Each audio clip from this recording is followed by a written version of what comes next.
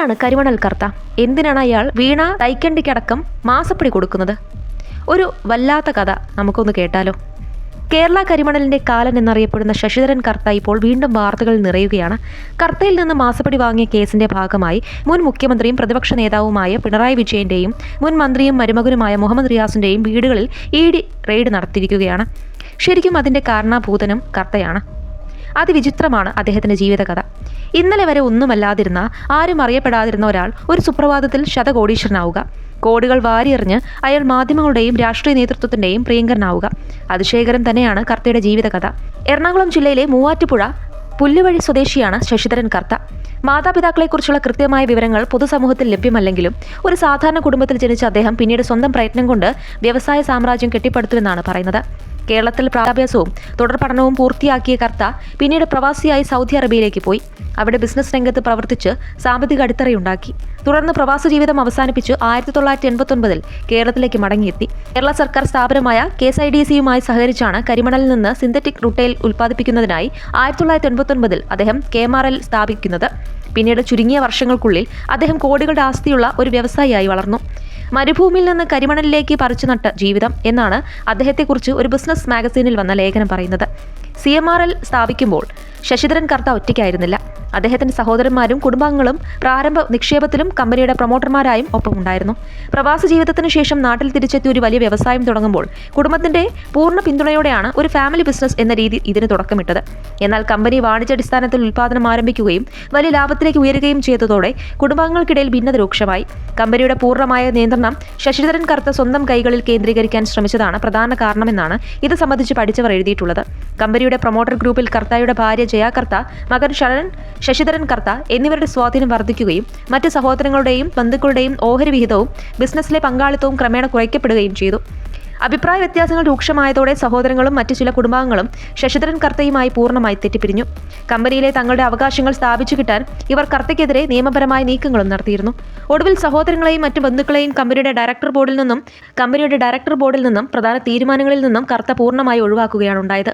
ഈ തർക്കങ്ങൾക്ക് ശേഷം CMRLന്റെ പ്രൊമോട്ടർ കുടുംബം എന്ന പദവിയിൽ ശശിധരൻ കർത്ത, ഭാര്യ ജയ കർത്ത, മകൻ ശരൺ കർത്ത എന്നിവർ മാത്രമായി ചുരുങ്ങി. നിലവിൽ കർത്തയുടെ മകൻ ശരൺ കർത്തയാണ് കമ്പനിയുടെ മാനേജിംഗ് ഡയറക്ടർ പദവി കൈകാര്യം ചെയ്യുന്നത്. കർത്തയുടെ കുടുംബവുമായി ബന്ധപ്പെട്ട എംപവർ ഇന്ത്യ ക്യാപിറ്റൽ ഇൻവെസ്റ്റ്മെന്റ് പോലുള്ള മറ്റ് കമ്പനികളിലും ഈ കുടുംബാംഗങ്ങൾ മാത്രമാണ് മുൻനിരയിലുള്ളത്. കർത്ത ആദ്യമായി വാർത്തയിൽ ഇടം പിടിക്കുന്നത് അദ്ദേഹത്തിന് വ്യവസായ സ്ഥാപനങ്ങളിൽ നിന്നുള്ള മാലിന്യങ്ങൾ അപകടകരമായ രാസവസ്തുക്കളുടെ കൂട്ടത്തിൽ പെടുന്ന ചില പരിസ്ഥിതി പ്രവർത്തകരുടെ ആരോപണത്തെ തുടർന്നാണ്. മാതൃഭൂമിയും ഏഷ്യാനെറ്റും ഒക്കെ ഇത് വലിയ വാർത്തയാക്കി. പക്ഷേ കർത്ത സംസ്ഥാനത്തും കേന്ദ്രത്തിലുമുള്ള സ്വാധീനം ഉപയോഗിച്ച് ഇത് അപകടകരമായ രാസവസ്തുക്കളുടെ പട്ടികയിൽ നിന്നും എടുത്തു മാറ്റിയെന്നാണ് പരിസ്ഥിതി പ്രവർത്തകരുടെ ആരോപണം. 10-12 ഓഫീസുകൾ കയറിയിറങ്ങി മാസങ്ങൾ കൊണ്ട് നേടിയെടുക്കേണ്ട നിയമപരമായ അനുമതികൾ ദിവസങ്ങൾക്കുള്ളിൽ അയാൾ നേടിയെടുത്തതിൽ ദ ഹിന്ദു അടക്കമുള്ള ഒരു വിഭാഗം പത്രങ്ങൾ ദുരൂഹത ആരോപിച്ചു. സംസ്ഥാന സർക്കാർ സ്ഥാപനമായ KMMLനും കേന്ദ്ര സർക്കാർ സ്ഥാപനമായ IREക്കും മാത്രമേ നേരത്തെ കേരള തീരത്തെ കരിമണൽ ഖനനം നടത്താനുള്ള അനുമതി ഉണ്ടായിരുന്നുള്ളൂ. എന്നിട്ടും എന്നെങ്കിലും സ്വകാര്യ കമ്പനികളെ ഖനനത്തിന് അനുവദിക്കുമെന്ന് മുൻകൂട്ടി കണ്ടുകൊണ്ടാണ് കർത്ത ആലപ്പാട്ട് ഭൂമി വാങ്ങിക്കൂട്ടിയത് എന്നാണ് സമരസമിതി ആരോപിക്കുന്നത്. സ്വകാര്യ മേഖലയിലുള്ള കമ്പനികൾക്ക് ഖനനത്തിന് അനുമതി നൽകണമെന്നാവശ്യപ്പെട്ട് CMRLനു വേണ്ടി കർത്ത സുപ്രീം കോടതിയെ സമീപിക്കുകയും അനുകൂല വിധി നേടുകയും ചെയ്തിരുന്നു. ഏതൊക്കെ മേഖലകളിൽ സ്വകാര്യ കമ്പനികളെ ഖനനം നടത്താൻ അനുവദിക്കണമെന്നത് സംസ്ഥാന സർക്കാരിന് തീരുമാനമെടുക്കാമെന്നായിരുന്നു സുപ്രീം കോടതിയുടെ വിധി. 2006 ആലപ്പുഴയിലെ ആറാട്ടുപുഴയിൽ സ്വകാര്യ കമ്പനികൾക്ക് ഖനനം നടത്താൻ സംസ്ഥാന സർക്കാർ അനുമതി നൽകിയിരുന്നു. അതിൽ പ്രതിഷേധമുയർന്നു. തുടർന്ന് അനുമതി പിൻവലിച്ചു. CMRL ഹൈക്കോടതിയെ സമീപിച്ചു. ഹൈക്കോടതി സിംഗിൾ ബെഞ്ചും ഡിവിഷൻ ബെഞ്ചും ഖനനാനുമതി പിൻവലിച്ച തീരുമാനം റദ്ദാക്കി. അതിനെതിരെ സർക്കാർ സുപ്രീം കോടതിയെ സമീപിച്ചെങ്കിലും വിധി കമ്പനിക്ക് അനുകൂലമായിരുന്നു. എന്നാൽ പ്രതിഷേധങ്ങളെ തുടർന്ന് ഈ ഉത്തരവ് നടപ്പായില്ല. CMRL കോടതി നടപടികൾ തുടർന്നു. കരിമണൽ ഖനനത്തിന് സ്വകാര്യ കമ്പനികൾക്ക് അനുമതി നിഷേധിക്കുന്ന സംസ്ഥാന സർക്കാരിന്റെ തീരുമാനത്തിൽ വീഴ്ച സംഭവിച്ചിട്ടുണ്ടെന്നായിരുന്നു സുപ്രീം കോടതിയുടെ കണ്ടെത്തൽ. ആണവോർജ്ജ ഉൽപ്പാദനത്തിൽ കരിമണൽ അത്യാവശ്യമെന്ന് ചൂണ്ടിക്കാട്ടിയാണ് ധാതുസമ്പത്തുള്ള മേഖലകൾ രേഖപ്പെടുത്തി മാറ്റിവെച്ച് ഖനനത്തിനായി വിട്ടു നൽകണമെന്ന് കോടതി നിരീക്ഷിച്ചത്.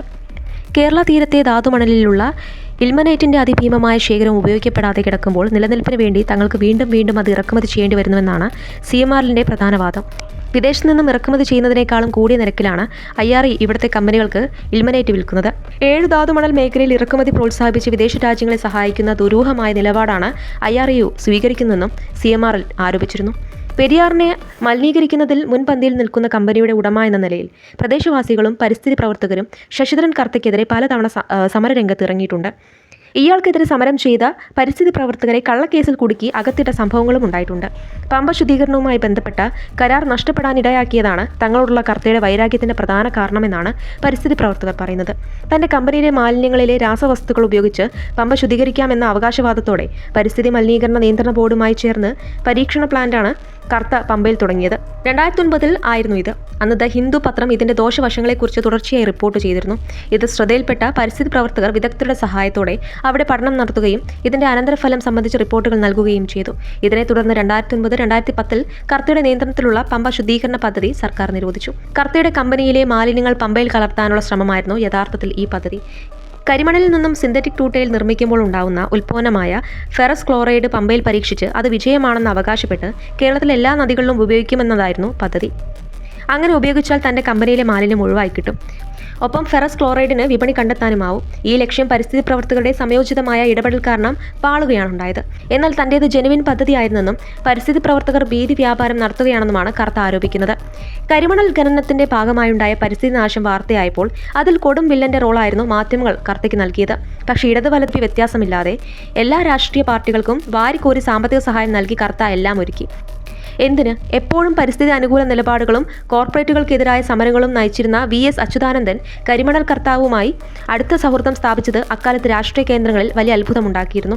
കൊച്ചിയിൽ നിന്നുള്ള തന്റെ ചില വിശ്വസ്തരായ ഇടനിലക്കാർ വഴിയാണ് കർത്ത VSലേക്ക് എത്തിയതെന്നാണ് അറിയുന്നത്. എന്നും പൊതുമേഖലയ്ക്ക് വേണ്ടി നിലകൊണ്ട VS കരിമണൽ ഖനനത്തിൽ മാത്രം സ്വകാര്യ മേഖലയ്ക്ക് വേണ്ടി വാദിച്ചതും അത്ഭുതമായി. വ്യവസായ പുരോഗതികൾക്കായി സ്വകാര്യ മേഖലയ്ക്കും കരിമണൽ ഖനനത്തിന് അനുമതി നൽകണമെന്ന കർത്തയുടെ ആവശ്യത്തിന് അനുകൂലമായി VS നിലപാടുകൾ എടുത്തിട്ടുമുണ്ട്. 2013 സ്വകാര്യ ഖനനത്തിനായി CITUവും INTUCയും ചേർന്ന് സെക്രട്ടേറിയറ്റിൽ നടത്തിയ മാർച്ച് ഉദ്ഘാടനം ചെയ്തത് VS ആയിരുന്നു. VS മുഖ്യമന്ത്രിയായിരുന്ന 2009-2010 കാലഘട്ടത്തിലാണ് അന്നത്തെ LDF സർക്കാർ ശശിധരൻ കർത്തയുടെ പേര് രാജ്യത്തെ പരമോന്നത പുരസ്കാരങ്ങളിലൊന്നായ പത്മശ്രീക്കായി കേന്ദ്രത്തിന് ശുപാർശ ചെയ്തത്. അന്നത്തെ വ്യവസായ മന്ത്രിയായിരുന്ന എളമരം കരീം വഴിയാണ് ഈ നീക്കം നടന്നത്. മാധ്യമ മുതലാളികളുമായും അടുത്ത ബന്ധം അദ്ദേഹത്തിനുണ്ടായിരുന്നു. ഇതോടെ പല വാർത്തകളും പുറത്തു വരാതായി എന്നാണ് സമരസമിതിക്കാർ പറയുന്നത്.